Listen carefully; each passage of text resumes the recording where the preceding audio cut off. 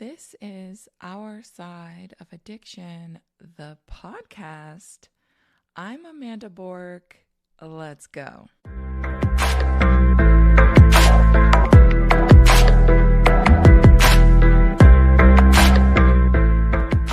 I'm here, feeling good, ready to go. Hope you're feeling good too. We are going to be focusing on detachment. How do we detach with love? And what does that even mean? This can be challenging, especially for any of us who come from dysfunctional relationships. And also, even if we're coming from really good homes, this might be the opposite of what you're supposed to do in a nice home or detach. This is a great topic for us, the loved ones of addicts, so that we can really understand how to implement this strategy in a way that's not resentful or angry. We also want to highlight the fact that this is not abandonment. We aren't abandoning someone in their time of need, which is the most common consensus that I see in my professional work with supporting the loved ones of addicts. They feel as though when we detach from our addicts, it means we're abandoning them when they need us the most. It means we're cold-hearted, we don't care, we don't love them, because that in itself is not an act of love. On top of that, it's absolutely terrifying.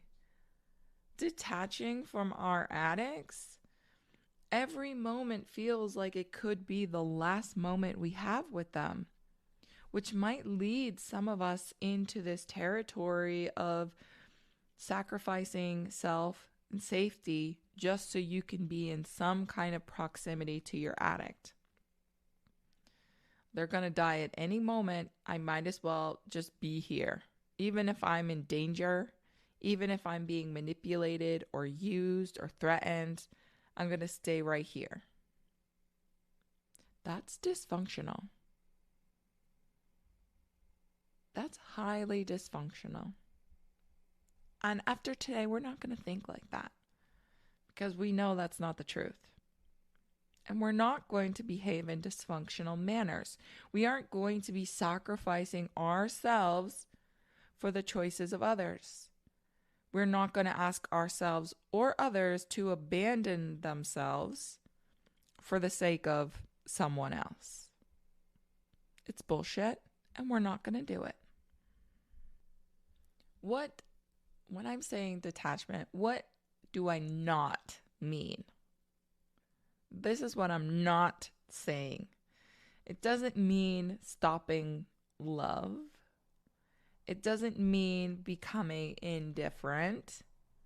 It doesn't mean you're not compassionate.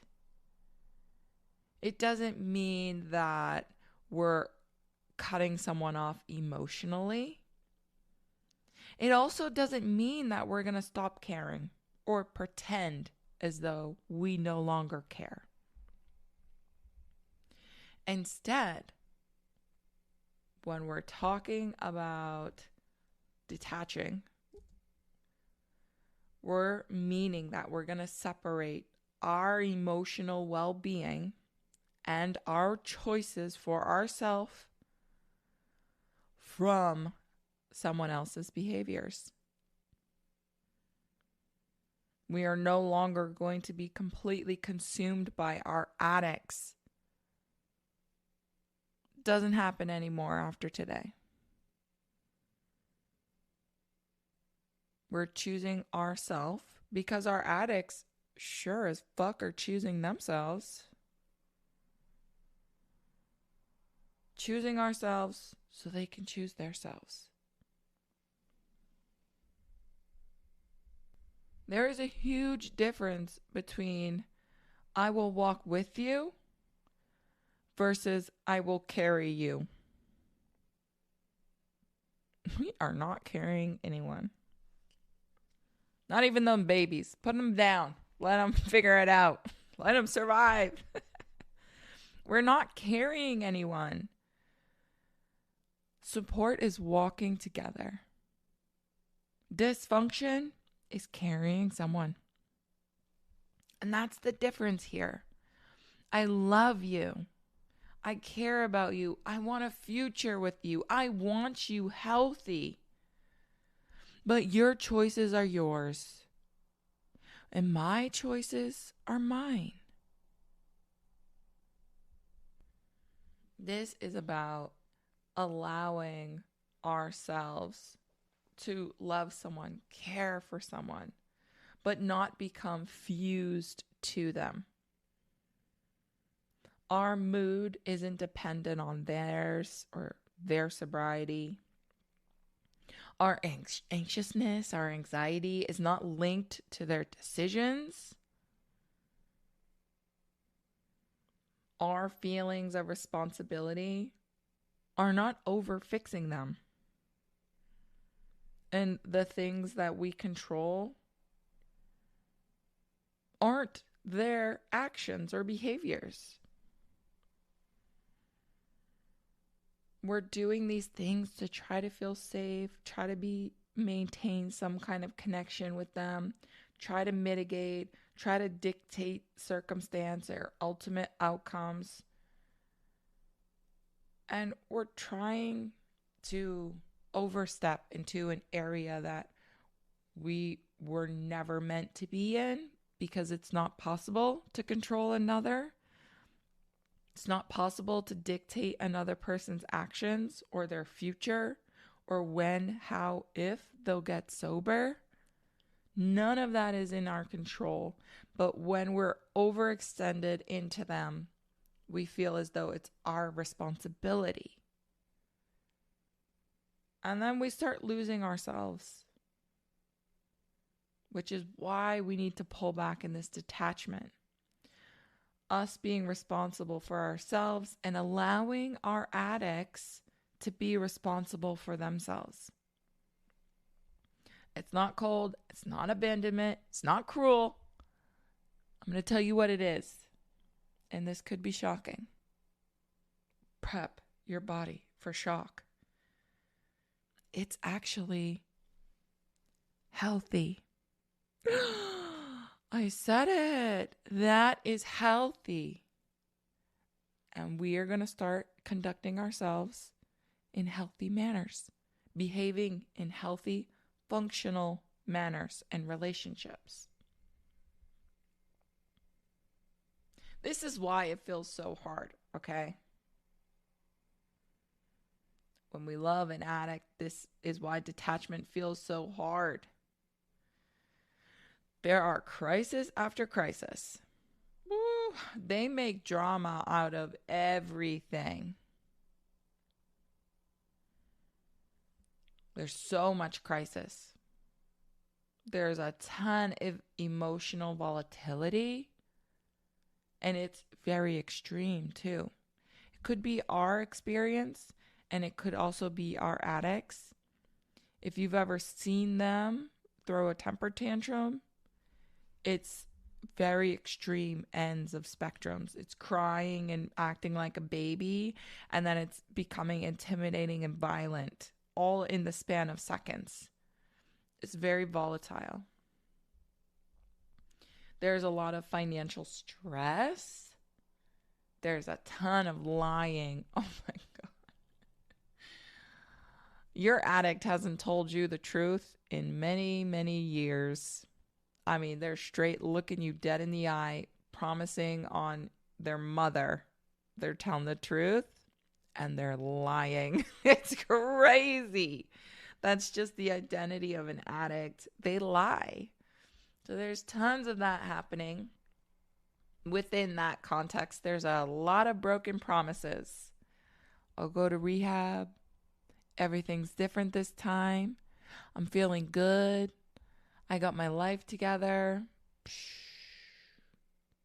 I'll return your car tomorrow.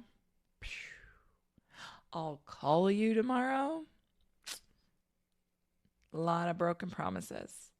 And fear of relapse is in there. Also, the ultimate fear that they will die.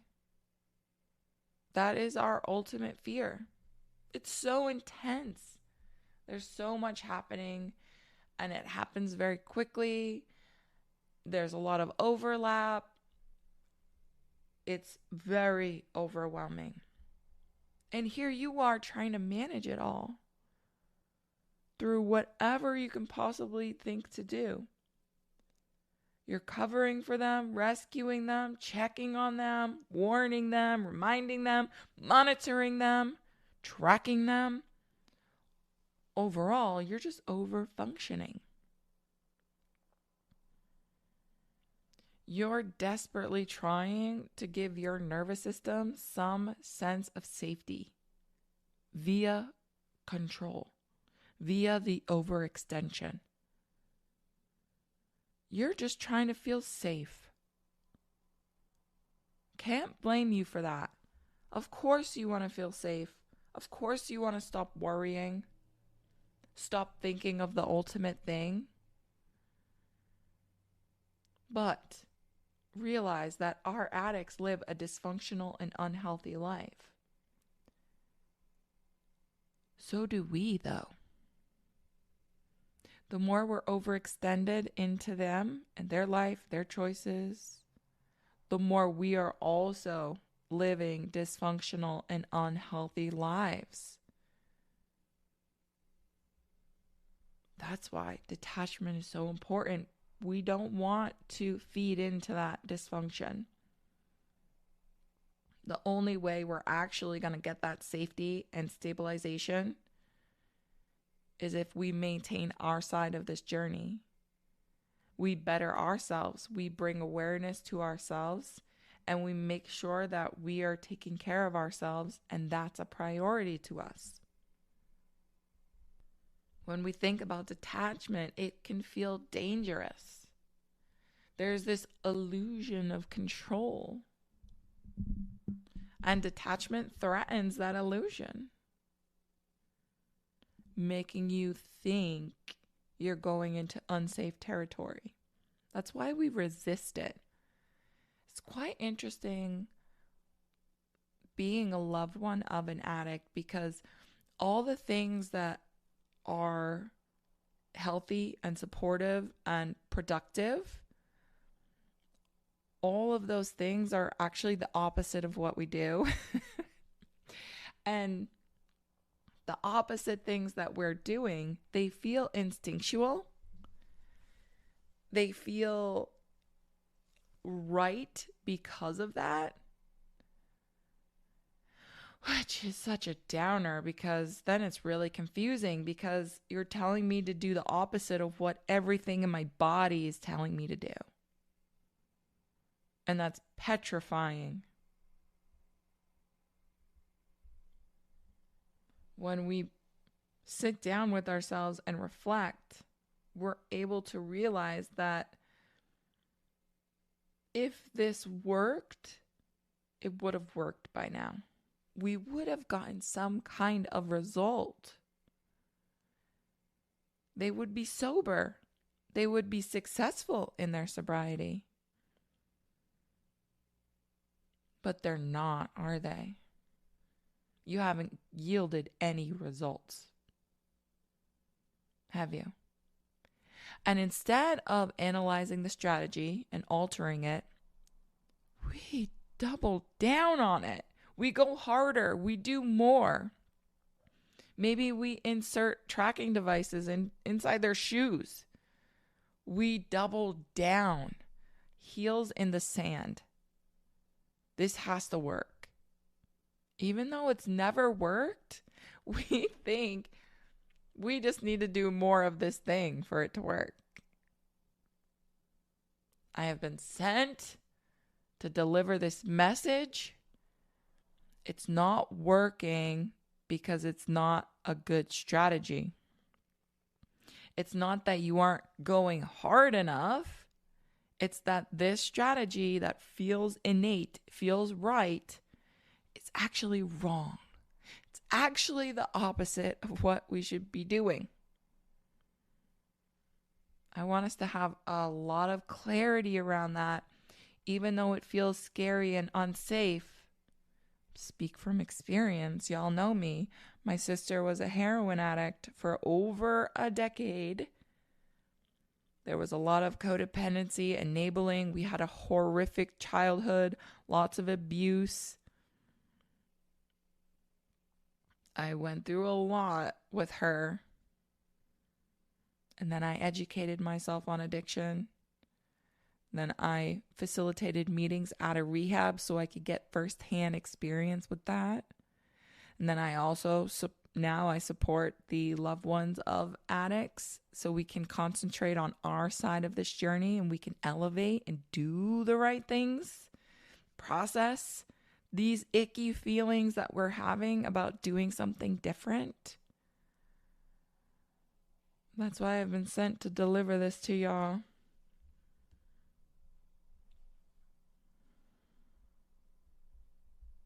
We are going to first look at a few myths around what detachment is not. These are very common. These things come up for all of us. I have some examples here. No order. You guys know I don't put anything in a particular order. We're just flowing. Detachment means that I don't care. And people might even tell you that's what it means. If people are pressuring you to be overextended into an addict's life or continue that behavior, they will tell you that this is the truth. It's an effing lie.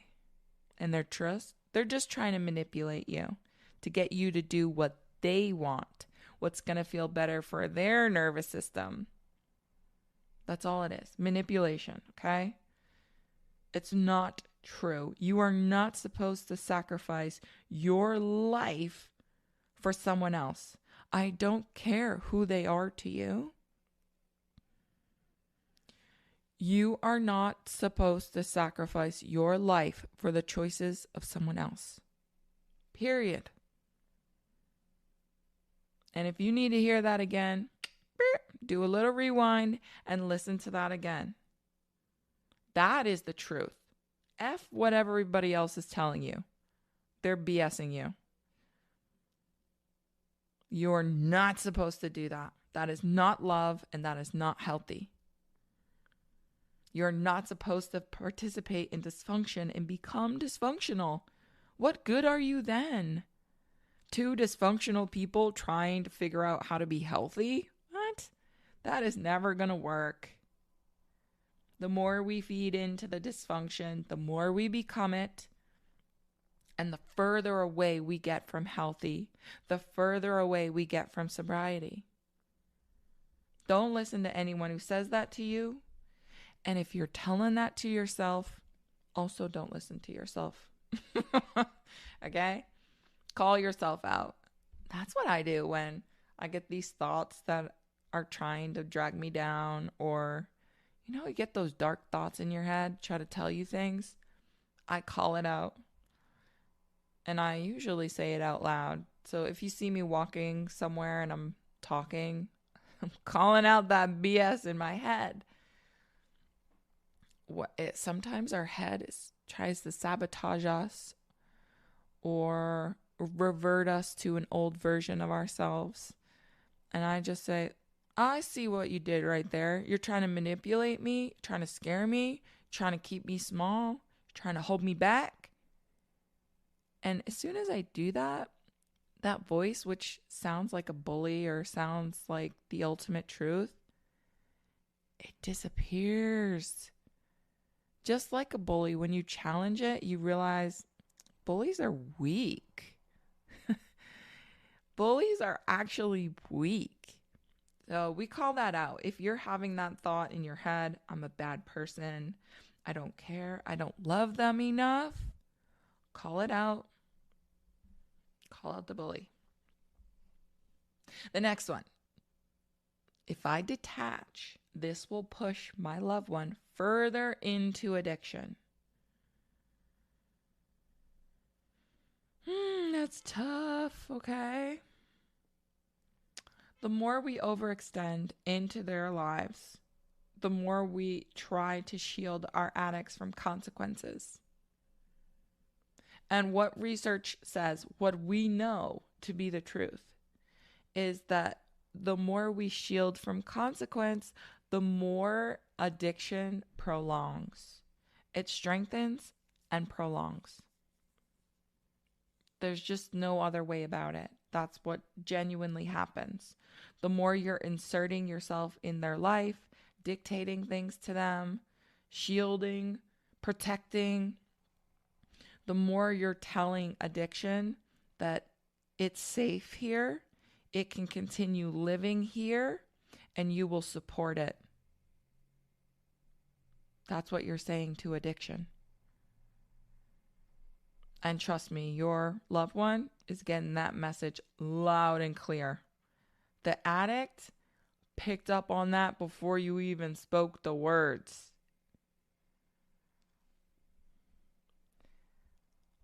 Whatever we do is not directly correlated to our addicts. Because if it were, don't you think whatever you've been doing would have worked by now? If your actions dictated theirs, don't you think they would be sober? Or are we thinking it only works in the reverse? No, it doesn't work at all. We're all independent. We all make our own choices. And you can't give me any excuse about that. You're responsible for yourself 100%. As an adult, it's all on you. And so is your loved one. I don't care if they have an addiction or not. It's all on them. At any point, they could stop and walk into a rehab and get treatment. They're choosing not to. Their actions are not reflective of you, and your actions are not reflective of them. We aren't holding anyone up here. And one thing I do know about addiction is very resilient and resourceful. Addiction knows how to get its resources met. Things aren't going to spiral because you're deciding to pull yourself back and reclaim your life. Detachment, it doesn't cause addiction to get worse. The next one. If I detach, that means I'm abandoning them. This one could be a struggle. You could feel like that's the truth, especially if there's some kind of trauma bond in the relationship or pre-existing dysfunction in the relationship. You might feel as though you owe some type of loyalty to them. When people say like ride or die, I ain't dying for no one, babe. Nope, not me. I am not a ride or die. And neither should you be. We don't fall together. You choosing to maintain healthy function, choosing to put yourself as a priority, just like the last example, is not directly correlated to abandonment of others. If this relationship is so dysfunctional that me making myself a priority is considered abandonment, then the relationship is not healthy. Period. That's your indicator that you're not functioning in a healthy manner. And we know that the more unhealthy we are, the less stable we are, the less able we're actually able, excuse me, I said that twice, the less we are able to help them. Detachment is emotional clarity for us, and that helps to establish emotional clarity with our addicts, where our relationship is, where are the lines, what it is, what it isn't. I love you, I'm here for you, but I'm not going to lie for you. I'm not going to fund this. I'm not going to absorb the fallout. Those are acts of dignity and self respect. If anyone is asking you to put your nose in the dirt for them, it's not a healthy dynamic. And it doesn't mean you're loyal or a ride or die. It's crazy talk. People just want you to act crazy. That's all it is. They want power over you. And I'm not going to stand for it. Another benefit of detachment is it helps us to reduce or mitigate any kind of codependency or codependent behavioral patterns. The two most detrimental things to an addict, if we want them to get clean, is enabling and codependency. Those are death sentences. If we are participating in those dynamics in any way, we're telling the addiction that we want it to stay. We want it to flourish and live its best life, however short that is. Go crazy. That's why it's imperative that we get on our stuff over here. It's imperative that we tend to our side as the loved ones of addicts. Enabling is a death sentence. Codependency, death sentence. Detachment helps us recognize if we're behaving in these manners, even if it's under certain context.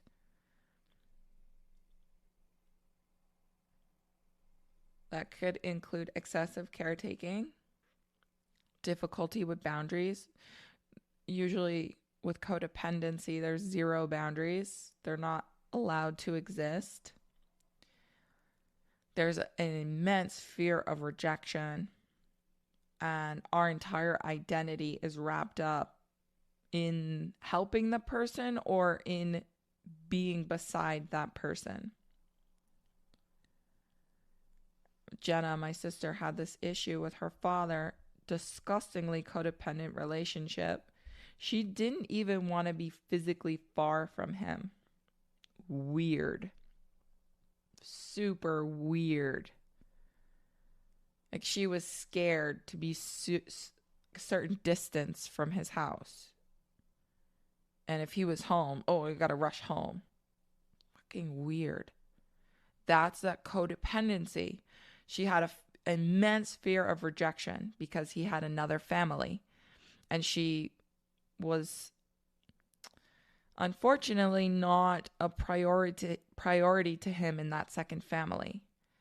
And he showed her that many, many times, but she refused to accept it and refused to give a little space and let him have his second family without her. And because of that, she became obsessed with him and being there and not missing out on anything. She was determined to be present even when her presence wasn't welcomed. Unfortunately, that's part of why that codependency is dangerous to addicts, because she never actually gave herself a chance to experience rehab genuinely. The entire time she was obsessed with going back to his house, making her presence known, ensuring she wasn't cast out of that family.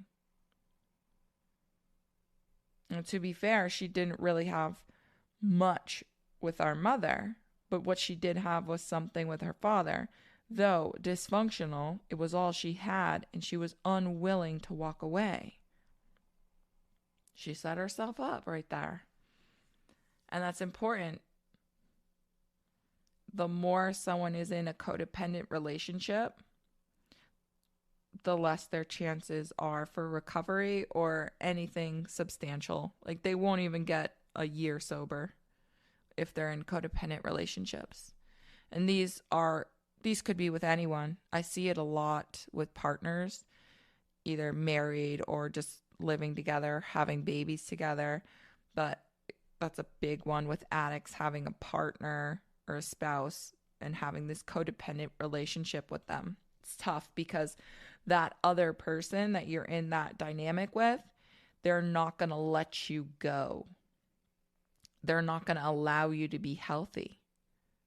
Because if we're going to be in this codependency, it requires dysfunction. The second you get too far away, they'll sabotage you and bring you back into your addiction, so you're back under control of this codependent relationship.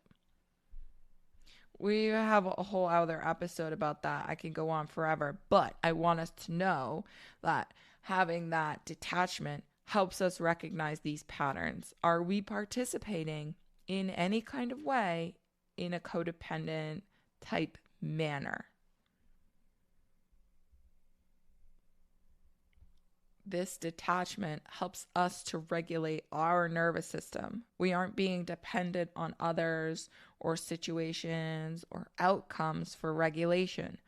We are taking that control back and ensuring that we provide that for ourselves. And sometimes this can have a positive chain of reaction for other people in the family dynamic, especially if there are kids present. Not always, but sometimes if we are able to be strong enough to detach and learn how to be healthy and function in healthy ways, that can inspire others. It could become a role. You could become a role model for others. You could become stability for others. Other people might go to you for thoughts and opinions on transitioning too. It can be very beneficial to the entire system. Might not. You might be the only one. But that's fine if you are. Fuck them. That's what I say. If you're the only one, be the only one. But be it anyways, regardless. Ultimately, it's true. We can't control other people. We can't control their internal experience. We can't dictate if other people will join you on this journey. But we do have power over ourselves. And we can align ourselves with our values and having that self-respect and self-care. How exactly do we start detaching without this translation of abandonment? I need to know the practical ways we can do this, Amanda. Tell me. First, not in any kind of order,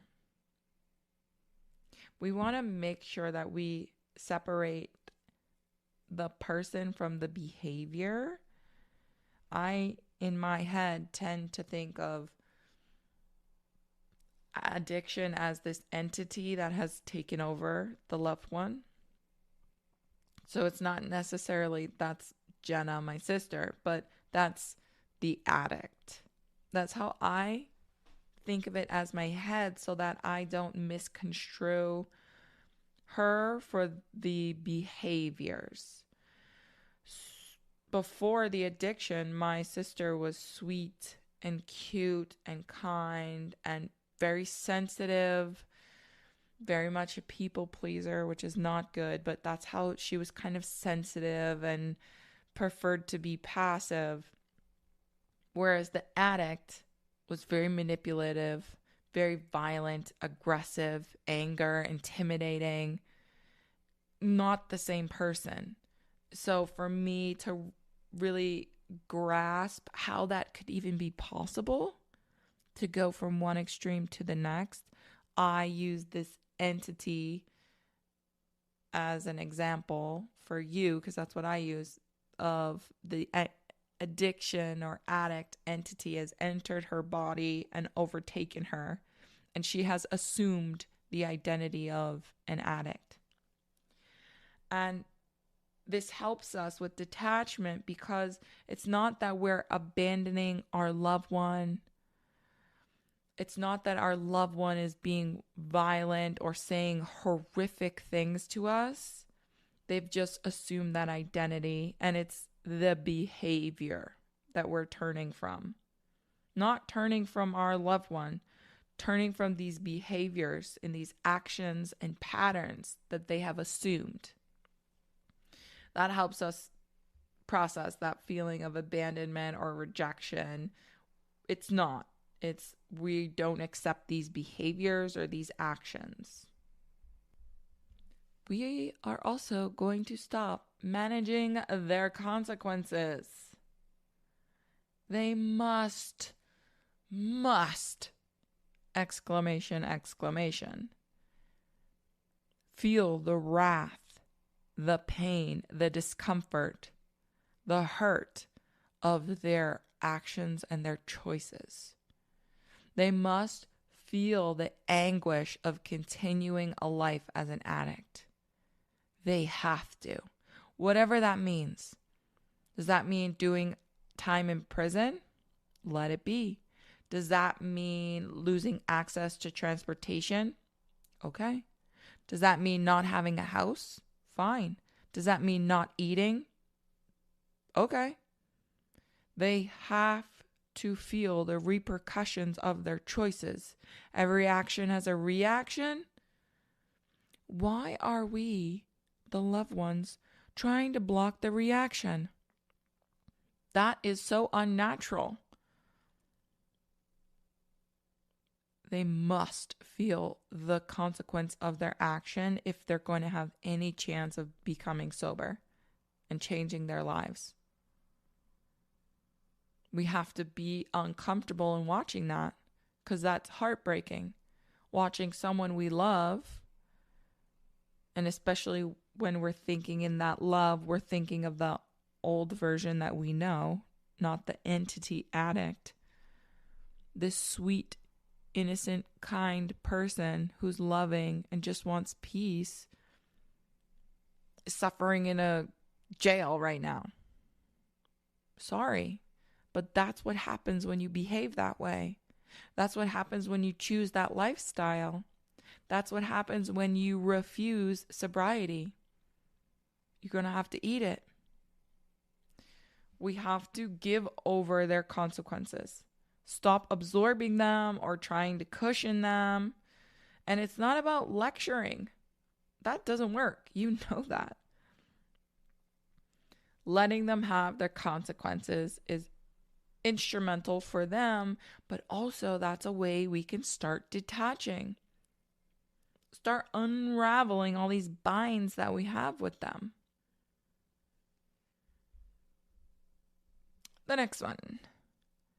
We want to regulate before we respond. This is, if we can master this, we're superstars. And it doesn't take much. A pause. A cycle of breathing. We want to think about responding rather than reacting. Do you need to step away? Do you need to call them back in 10 minutes, 1 hour, 1 day? How can we start implementing that pause for personal regulation before we make a response? This is going to help us get out from under these old behavior patterns that we have of rushing in, of absorbing consequence, of rescuing, enabling.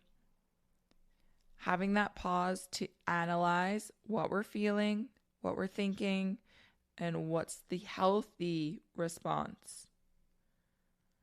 You're always given the right to take a beat. Hey, this is a little much for me right now. Give me an hour so I can collect my thoughts and let's come back to it. Are you available in an hour?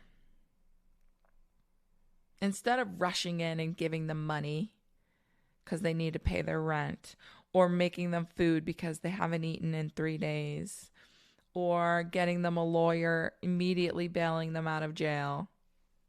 take a beat and be calculated. We're not going to be reactive. We are calculating our responses.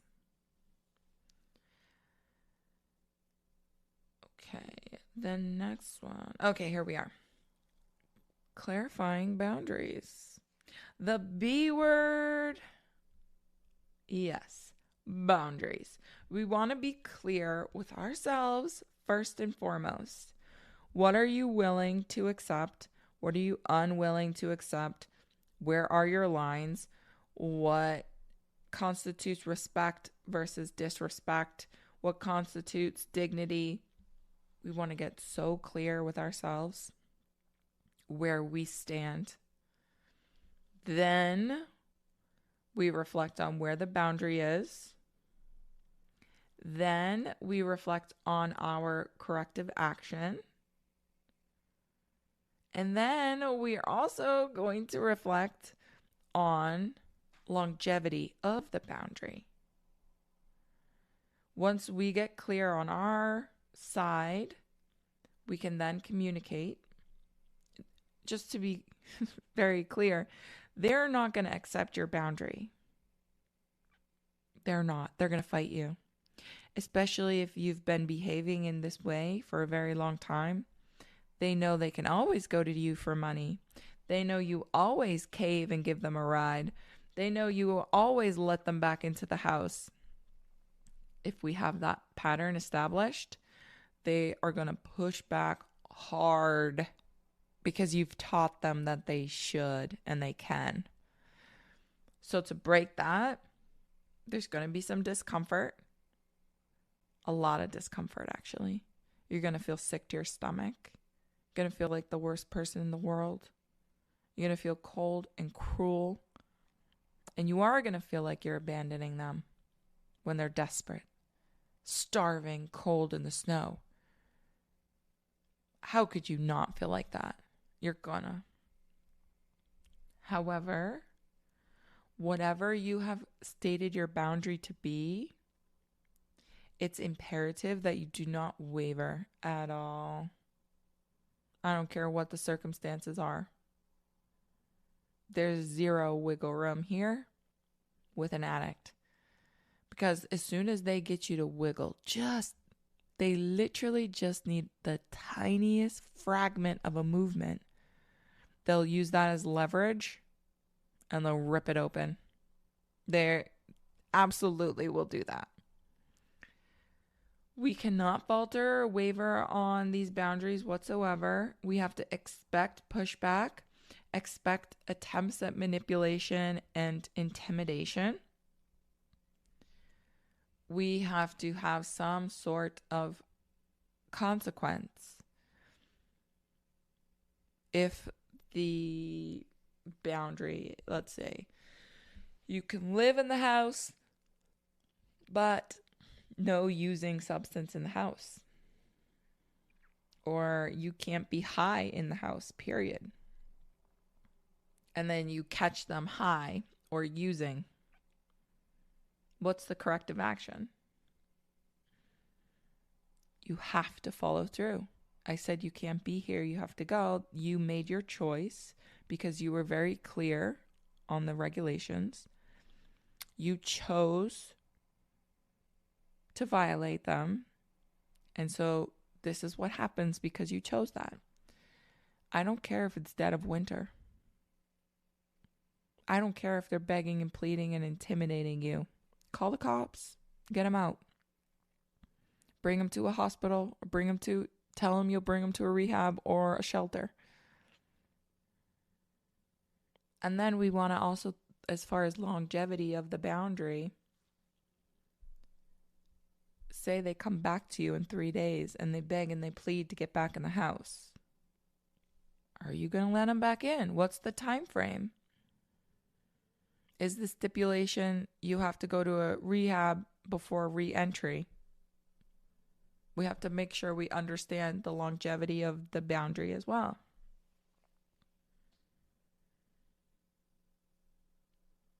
Okay. Let's see. Next. We, if possible, want to try to avoid arguing or conflicts. That's going to be hard because that's usually an element of it. But I care about you. I love you. I'm not willing to converse with you while you're high. I trust that you're going to figure this out. I have confidence in you that you're going to make the right decision. We're going to avoid over-explaining, trying to justify, absorbing. I love you, but this is where my boundary is, and I stand beside it. I'm not comfortable with that. I know in the past I provided you with money and other resources, but moving forward, I can only support any kind of investment toward recovery. I'm here when you're ready to talk. I'm here when you're ready to get help. Those are some ideas. We're not arguing, and if they start an argument, end the conversation. It's over. When they start arguing with you, it's actually a manipulation tactic. They don't want to have the argument.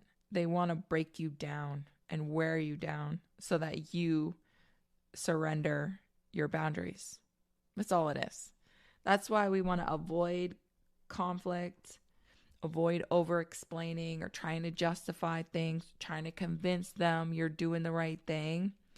It just gives them more time to try to figure out how they can manipulate you or what they need to do to get you to loosen up on your boundary.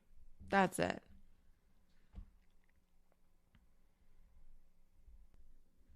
Why is detachment so important?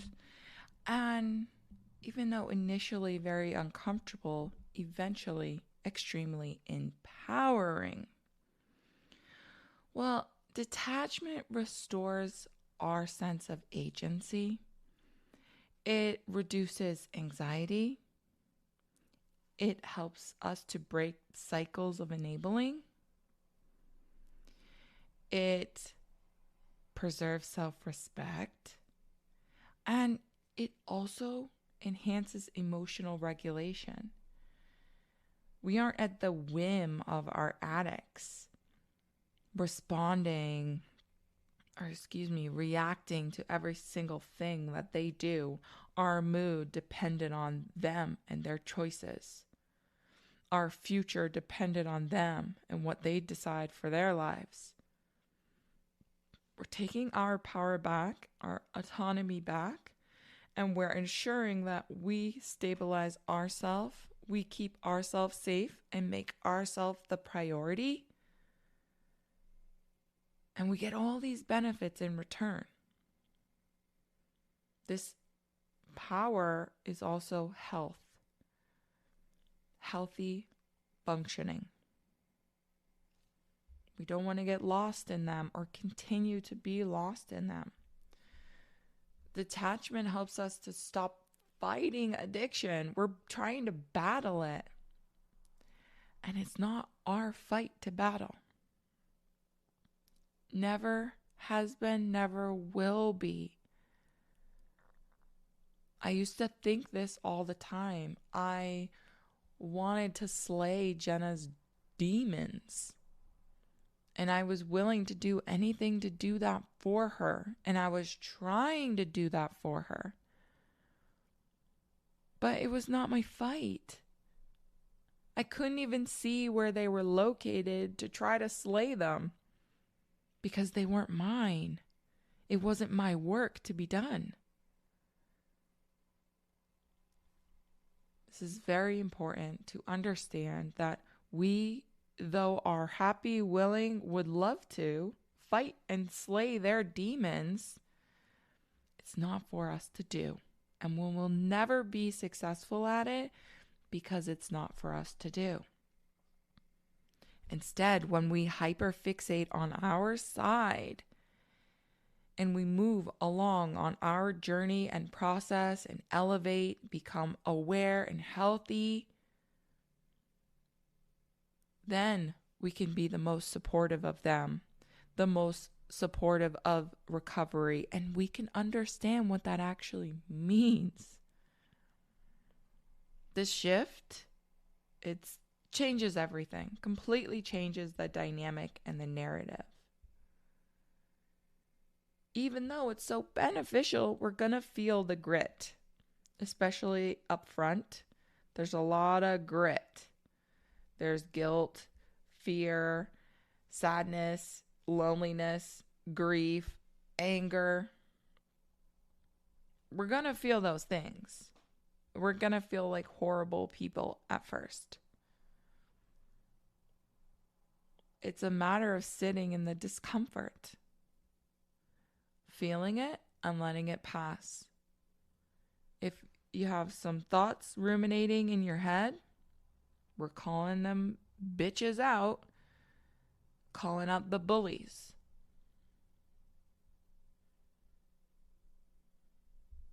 If we let these emotions get the best of us, let these emotions make us abandon our detachment, then we're perpetuating the cycle of addiction.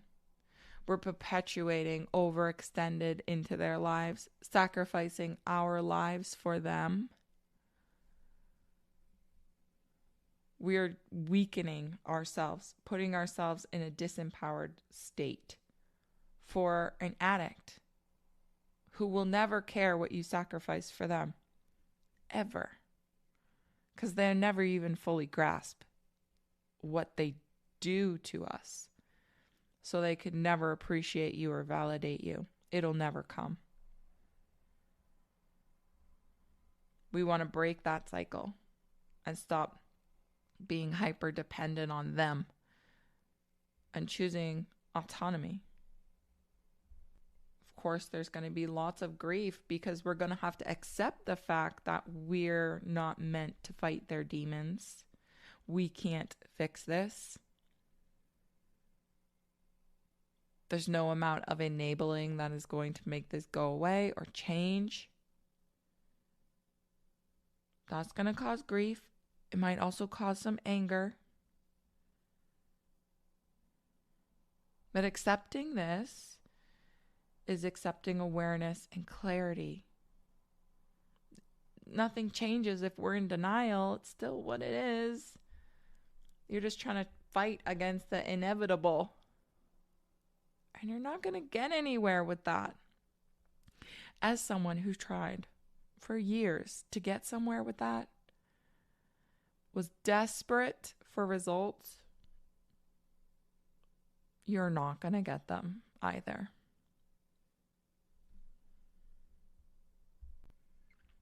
I know you're tired. You're exhausted. You're tired of being disappointed. You're tired of being hopeful and then getting your heart broken. You're tired of trying to explain to them what you're sacrificing, how much you're trying to help them, what you're doing for them, how much they're draining you and your resources. You're tired of fixing them. Every single problem, there you are with a broom and a dustpan. You're tired of worrying, being sick to your stomach, unable to sleep, having nightmares, having awful fights with other people in your life because you're on edge. You're tired of monitoring them. You don't want to track their location. You don't want to be obsessively calling them or checking in or feeling a knot in your stomach when they call you. You're tired of all of that. The answer is detachment, so that we can finally have our peace. We can have our life back. We can get the rest that we need. We can nourish our hobbies and our relationships and our future and our careers. We can elevate ourselves to be healthy and function in healthy ways. This can make us an example. This also stabilizes us. And this helps us to conduct ourselves in manners that are genuinely helpful and useful with addicts. This was never about withdrawing or abandoning.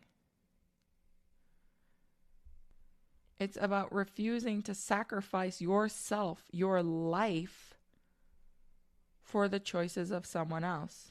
This is about you being compassionate for yourself. This is about, gotcha, I'm always getting you. That's all I got for y'all. I want us to start detaching, start getting comfortable, start pulling back. What are some ways we can do this that are comfortable so we can ease ourselves into it? Don't be dramatic. Go slow and easy and to levels that you're capable of so we can build our strength. I always enjoy our time together. We will see you next Thursday on the next episode. And until then, don't cause too much trouble and don't speed too much, or don't get caught speeding at least. Bye-bye.